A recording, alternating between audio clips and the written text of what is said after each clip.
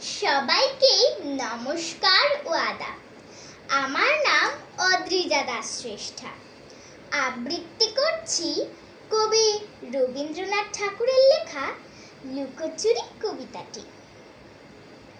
আমি যদি দুষ্টুমি করে চাপার গাছে চাপা হয়ে ফুটি, ভোরের বেলা মাগো ডালের পরে কচি পাতায় করি লুটোপুটি, তবে তুমি আমার কাছে হারো।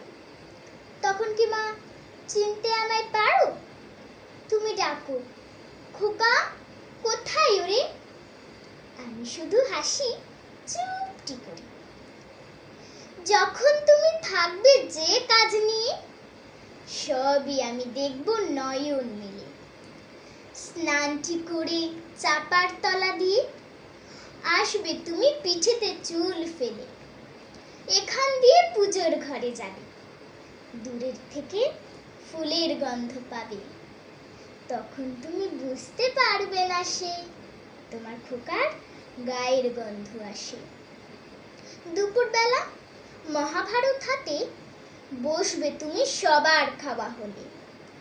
গাছের ছায়া ঘরের জানালাতে পড়বে এসে তোমার পিঠে কোলে। আমি আমার ছোট্ট ছায়াখানি দোলাবো তোর বইয়ের পরে আনি।